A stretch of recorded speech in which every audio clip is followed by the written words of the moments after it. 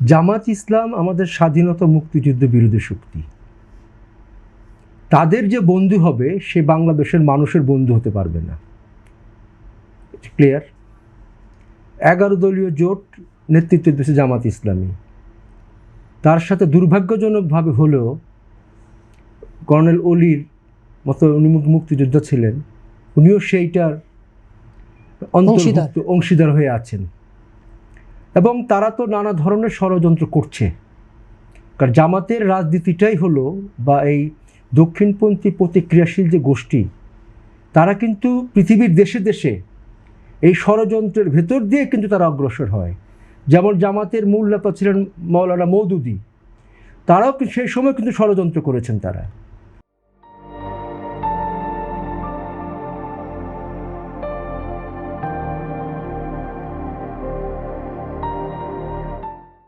এবং 71-এ আমাদের মুক্তিযুদ্ধ ষড়যন্ত্র করেছেন তারা। মুক্তিযুদ্ধ পরবর্তীকালে যারা রাষ্ট্র ক্ষমতায় এসছে তাদের সবার পৃষ্ঠপোষকতায়ও তারা কিন্তু নানা ধরনের ষড়যন্ত্র করছেন, এবং ষড়যন্ত্রের রাজনীতি তারা আছেন, এবং তারা সেইভাবেই তারা তাদের রাজনীতিকে পরিচালিত করেন। সেই ক্ষেত্রে তো এখানে যারা দেশের শত্রু, স্বাধীনতার শত্রু, মুক্তিযুদ্ধের শত্রু, তারা কারো বন্ধু হতে পারে না, দেশপ্রেমিক মানুষের বন্ধু হতে পারে না। এই বিষয়টা সুস্পষ্ট আমাদের থাকা দরকার। এখানে আরেকটা বিষয় যেটা বলছেন যে নিরাপত্তার প্রশ্ন, যে কথাটা আসছে। অবশ্যই দেশের প্রধানমন্ত্রী তার নিরাপত্তা থাকাটা খুবই জরুরি, এবং অবশ্যই এটা একটা ভালো দিক যে তারেক রহমান বিগত সরকারের আমলে যে ধরনের প্রোটোকল দেখতাম আমরা, সেই জায়গা থেকে একটু অনেকটা সরে আসছেন, এবং এটা মানুষের সাথে মেশার। আর নিরাপত্তার প্রশ্ন বলছেন, ইন্দিরা গান্ধীর ইতিহাসটা দেখেন। ইন্দিরা গান্ধীকে কিন্তু হত্যা করেছিল ইন্দিরা গান্ধীর তার 2 জন যে বডিগার্ড, তারাই কিন্তু হত্যা করেছিল। নিরাপত্তা তো ছিল তার নিজস্ব বডিগার্ড।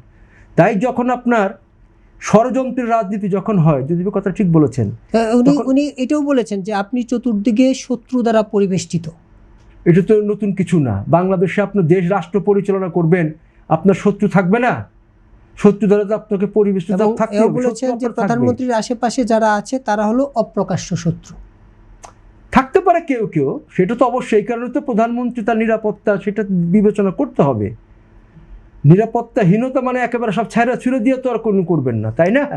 তার তো নিরাপত্তা থাকতে হবে, আর আশেপাশে শত্রু থাকতেই পারে।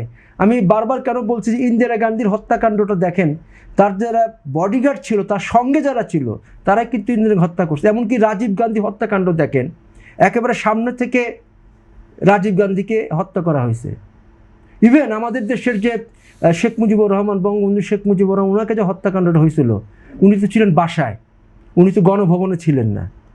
এরকম ইতিহাস তো আমাদের এখানে আছে। আর এইসব ব্যাপারে দেশি বিদেশি চক্রান্ত, যেটা দুদুভাই বলছিল, আমি একমত, সেই চক্রান্ত তো আছেই।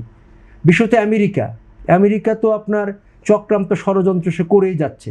তার মতো করে সে বাংলাদেশটাকে দেখছে, বাংলাদেশটাকে তার একটা করদ রাজ্যে পরিণত করা, যা করা দরকার সেটা করছে। স্বাভাবিকভাবে দেশি বিদেশি চক্রান্ত তো এখানে আছেই। ভূ রাজনীতির বাইরে তো বাংলাদেশ না। ভূ রাজনীতির যে সংকটগুলো আছে আমাদের এখানে, সেটা তো বাইরে বাংলাদেশ তো না। স্বাভাবিকভাবেই এই সব কিছু মিলিয়েই প্রধানমন্ত্রীর নিরাপত্তা সেটা বাড়ানো দরকার, আমরাও মনে করি। কিন্তু তার নিরাপত্তা মানে এরকম না যে জনগণ থেকে বিচ্ছিন্ন হওয়ার মতো, ওই নিরাপত্তা খুব বেশি প্রয়োজন আছে বলে আমি মনে করি না।